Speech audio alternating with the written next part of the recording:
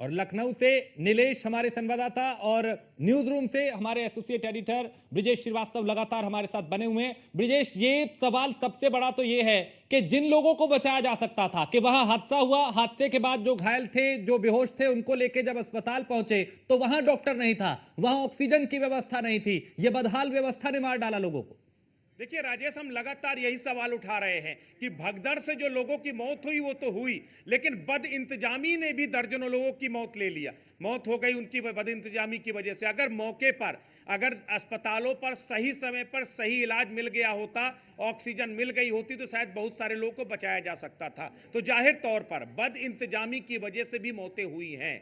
बद इंतजामी सत्संग स्थल से लेकर के अस्पतालों तक लगातार रही। प्रशासन सोया हुआ था, सिस्टम को इसकी खबर ही नहीं थी कि आखिर हो क्या रहा है। सत्संग के नाम पर किस तरीके से जान के साथ खिलवाड़ कर रहा था बाबा।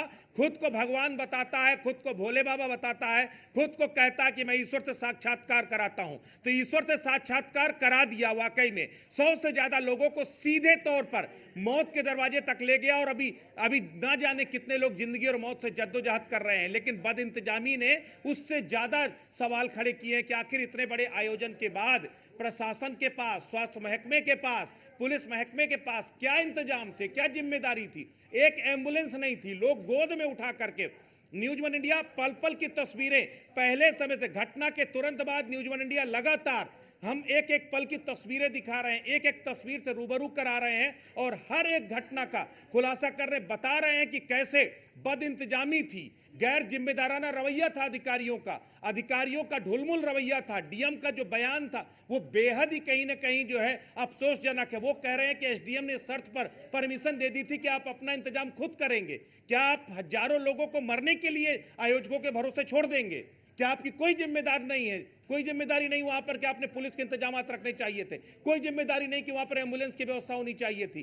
क्यों नहीं वहां पर डॉक्टरों की टीमें मौजूद थी? क्यों नहीं वहां पर एग्जिट प्लान तैयार हुआ था? ये वो तमाम सवाल हैं जो सिस्टम पर सवाल खड़े कर रहे हैं कि आप कब इस तरह, ये जो बाबा हैं अंधभक्ति के नाम पर कब तक लोगों की जान लेते रहेंगे, और इसी तरह से हम हर बार सिर माथे पर जो है उनको स्वीकारते रहेंगे? तो ये सवाल है कहीं ना कहीं। बिल्कुल, सवाल कई और भी बहुत बड़े हैं, लेकिन नीलेश, मुख्यमंत्री पूरी तरह से एक्शन में है इस पूरे घटनाक्रम को लेकर, इस हादसे को लेकर। जांच कमेटी भी बिठा दी, आला अधिकारी भी यहां पहुंच रहे हैं, मंत्रियों को भी यहां पे निर्देश दिया गया, 2 मंत्री कि आप वहां पे जाइए। यानी लखनऊ में भी मुख्यमंत्री पूरी तरह से एक्शन में दिखाई दे रहे हैं।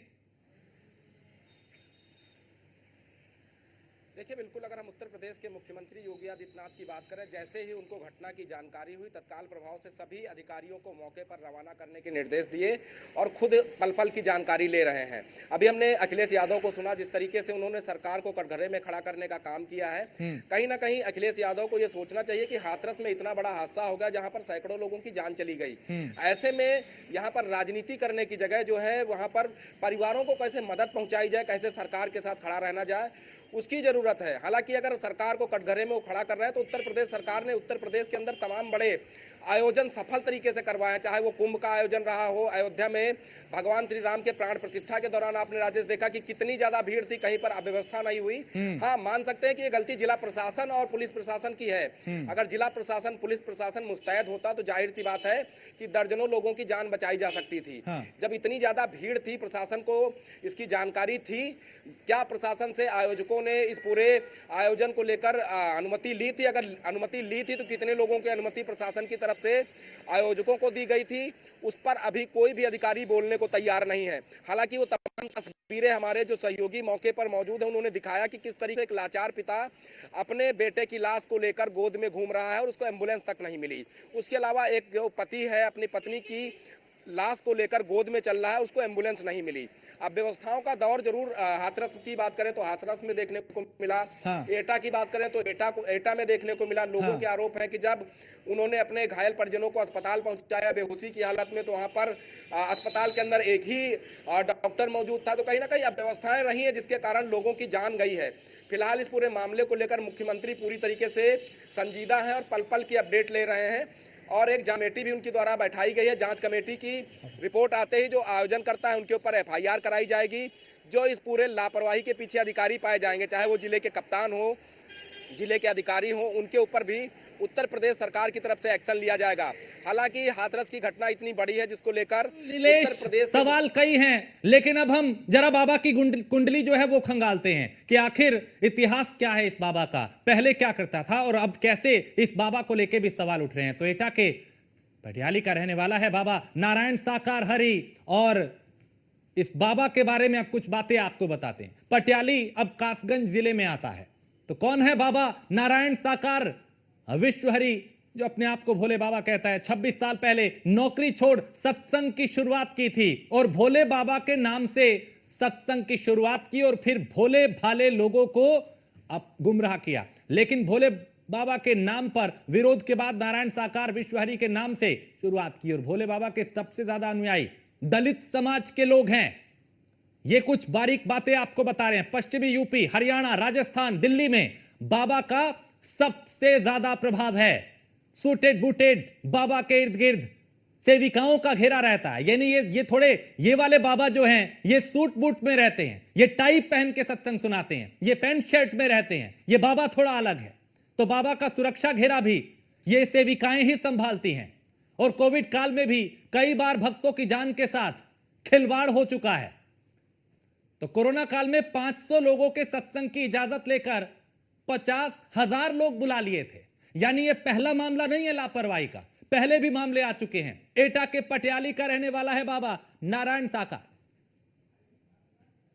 और घटनास्थल से इस वक्त आयुष भारद्वाज हमारे संवाददाता। आयुष, इस वक्त वहां क्या हालात, आंखों देखा हाल बताएं, और उस वक्त क्या मंजर रहा होगा जब इतनी जिंदगियां काल के गाल में समा गई?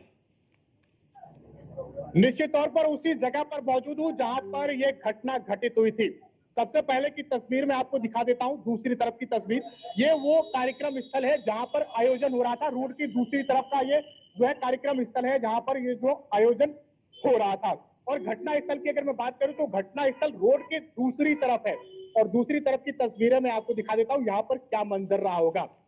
दरअसल यहाँ पर भोले बाबा का जो सत्संग था वो यहाँ पर लगातार चल रहा था। भोले बाबा का सत्संग चलने के दौरान जो भीड़ थी उनके दर्शन करने के लिए बेकाबू हुई, जैसे कि यहाँ के स्थानीय लोग बताते हैं।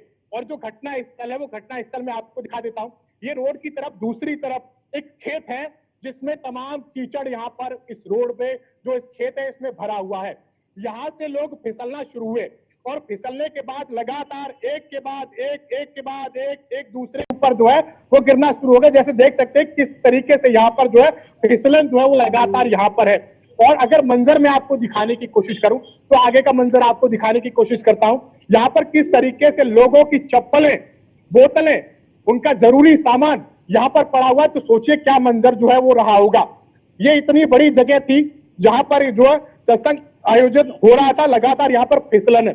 इस खेत की तस्वीरें पहले आपको दिखा देता हूं। इस खेत में लगातार यहाँ पर लोगों के पैरों के निशान बने हुए हैं।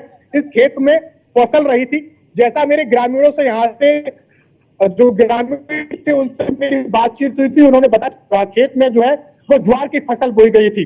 आप देख सकते हैं यहाँ पर जो फसल है उसका नामो निशान नहीं है। तो सोचिए ये लोगों के जो पैरों के निशान है यहाँ पर किस तरीके से भगदड़ मची होगी, और किस तरीके से यहाँ पर लोग एक के ऊपर एक जो है वो गिरते हुए नजर आएंगे।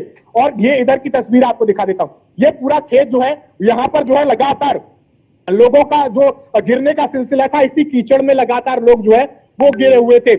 यहाँ से पुलिस और प्रशासन ने उन लोगों के जो जरूरी सामान थे, जैसे उनकी भगदड़ मची तो उन लोगों की जो चप्पलें थी, उनका जो सामान था, उनके साथ में पानी की बोतल थी और भी अन्य सामान था, उसको एकत्रित करके यहाँ पर डाल दिया है।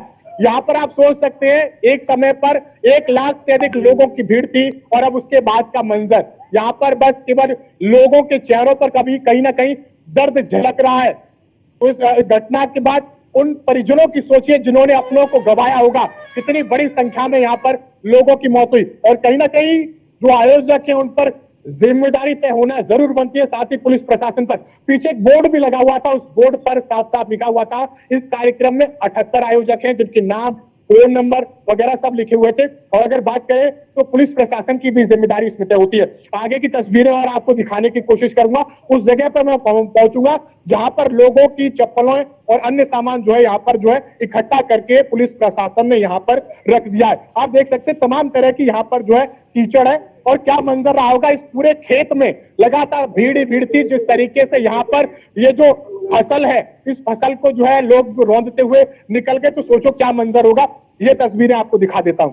ये तस्वीरें आप देखिए, यहां से आप अगर लाइन शुरू करेंगे, यहां से लाइन शुरू होके और वो लाइन बहुत आगे तक है जहां पर लोगों की चप्पल, बोतलें और अन्य सामान जो है यहाँ पर पड़ा हुआ। आप देखिए क्या तादाद। बिल्कुल बिल्कुल आयुष, ये चप्पल, जूते, ये पानी की बोतलें दर्द बयां कर रहे हैं। ये बता रहे हैं कि यहाँ का मंजर क्या रहा होगा। लेकिन आयुष, चूंकि आप यहाँ पे मौजूद हैं, कितना बड़ा वो क्षेत्र था जहां पे इस कार्यक्रम का आयोजन किया गया और उसमें कितने करीब लोग यहाँ उस वक्त मौजूद थे? पंडाल चूंकि अभी हट चुका है, लेकिन उस वक्त क्या हालात बने होंगे जो यहाँ भगदड़ मची और यहाँ पे इतने लोगों की जान गई? लोग क्या कह रहे हैं इसे लेकर? देखिए, बिल्कुल यहाँ पर जो आयोजन हुआ था वो रोड की दूसरी तरफ था और उसमें जो है बाकायदा टेंट लगाया गया था। कई दूर दराज इलाकों से श्रद्धालु उनको सुनने के लिए पहुंचे थे, भोले बाबा को। तमाम जगह पर जो है लोग रास्ते में रुके हुए थे। जिस तरीके से मैं यहाँ पर पहुंच रहा था तो रास्ते में मैंने देखा तमाम जगह पर लोग अभी भी रुके हुए थे। और जो मंजर है, यहाँ का मंजर बेहद डरावना था। लोगों की आंखों में कहीं ना कहीं दर्द था कि इस तरीके की घटना हुई, बेहद दुखद है। और अगर बात करें लोगों की, तो यहाँ पर मैंने तमाम लोगों से बातचीत करने की कोशिश की। उनसे बातचीत करना चाहिए कि आखिर इस घटना के पीछे क्या वजह थी, कैसे घटना हुई। तब उन लोगों ने बताया कि भोले बाबा का सत्संग तकरीबन 1:30 बजे खत्म हुआ था और 2 बजे की ये घटना जो है वो बताई जा रही है। भोले बाबा अपनी गाड़ी में बैठकर वहां से रवाना होने के लिए निकले थे। इतनी भीड़ में उनको रवाना किया जा रहा था। सोचिए इंतजाम क्या रहे होंगे। इतनी भीड़ में अगर उनको रवाना किया जा रहा था तो श्रद्धालु बेकाबू हो गए, क्योंकि कहीं ना कहीं उनके अनुयायी हैं, वो उनके दर्शन करने के लिए इतनी दूर से जब यहाँ पर पहुंचे हैं तो उनको करीब से देखने की चाहत कहीं ना कहीं लोगों में रही होगी। और इसी चाहत के चलते लोग सड़कों पर आ गए और जिसके बाद में भीड़ बेकाबू हुई। एक के बाद एक यहाँ पर जो है लगातार लोगों की गिरने का सिलसिला जो है वो शुरू हो गया था। घटना स्थल की जो तस्वीर है वो रोड से दूसरी तरफ की है, जहां पर वो कार्यक्रम का जो आयोजन हो रहा था दूसरी तरफ है। अब वहां पर सिर्फ रह गया तो सिर्फ मातम है। वहां पर आलाधिकारी पहुंचे हुए हैं। टेंट जो है वो उखड़ चुका है। लोग जो यहाँ से तमाम भीड़ थी वो बसों के जरिए अपने अपने गंतव्य स्थल की ओर रवाना हो गई है। और वो परिजन जो अपनों को गवा चुके हैं वो कहीं ना कहीं रोते हुए नजर आ रहे हैं। यहाँ का जो मंजर था बेहद डरावना था। जब मैं पहुंचा उस वक्त की तस्वीरें जो थी वो काफी दर्द भरी थी। लोगों के चेहरों पर कहीं ना कहीं दर्द साफ तौर पर झलक रहा था। और सबसे बड़ी बात ये हादसा पहला नहीं है। भोले बाबा के सत्संग में अक्सर ऐसे हादसे होते रहे। अभी से कुछ दिन पहले की बात है कि कासगंज जिले के पटियाली कोतवाली क्षेत्र में उनका सत्संग हुआ था और ऐसे ही भगदड़ मची थी जिसमें 11 लोगों की जान गई थी। 11 लोगों की इस हादसे में जान गई थी। और ऐसा नहीं है कि उनके जो कार्यक्रम है उन कार्यक्रमों में ऐसा नहीं होता है। उनके पास में एक सुरक्षा घेरा होता है। उनके अनुयायी पूरी व्यवस्था करते हैं। उसके बावजूद भी इस नहीं, यानी ये बाबा अपने लिए तो इंतजाम बेहतर रखता है। वीवीआईपी तरीके के इंतजाम है कि आसपास सेविकाएं रहेंगी, सुरक्षा कर्मी रहेंगे, बड़ी गाड़ी में काफिला निकलेगा, फिर लोग दर्शन के लिए तरसेंगे। इस तरीके से उनका अपना इंतजाम रहता है। लेकिन क्या लोगों की व्यवस्था होगी, जो उनके अनुयायी हैं उनके लिए क्या व्यवस्था होंगी? क्या इस पे ध्यान नहीं दिया जाता? और क्या उससे पहले जब हादसा हुआ था क्या इस बाबा के खिलाफ कोई एक्शन हुआ था? देखिए, निश्चित तौर पर बाबा वाकई में एक अपने सुरक्षा घेरे में रहते हैं कि वीवीआईपी सुरक्षा घेरा उनके चारों तरफ रहता है। लेकिन अगर बात करें श्रद्धालुओं की सुरक्षा व्यवस्था की, अगर श्रद्धालुओं की सुरक्षा व्यवस्था की जाती तो ये हादसा शायद न होता। क्योंकि इसलिए नहीं होता जहां पर बड़ी संख्या में श्रद्धालु पहुंचे थे। और अगर उनकी सुरक्षा व्यवस्था को सुनिश्चित किया जाता, उनके इंतजामातों को सुनिश्चित किया जाता तो इतना बड़ा हादसा नहीं होता जिस तरीके से हादसा हुआ है। और अगर बात करें इससे पहले हुए हादसे की, तो इससे पहले भी कई हादसे हो चुके हैं। लेकिन अभी तक ऐसे पूरे मामले में कोई कार्रवाई नहीं हुई है। वो कहीं ना कहीं मामले दबा दिए गए। कई छोटी घटना हुई, 11 लोगों की मौत हुई तो उसको कहीं ना कहीं दबा दिया गया हो। लेकिन यहाँ पर तो मंजर बेहद डरावना है। बिल्कुल बिल्कुल, मंजर बेहद डरावना है। चीख पुकार यहां कैसी रही होगी। ये चप्पल जूते जो बिखरे हुए हैं वो अपने आप में इस बात की गवाही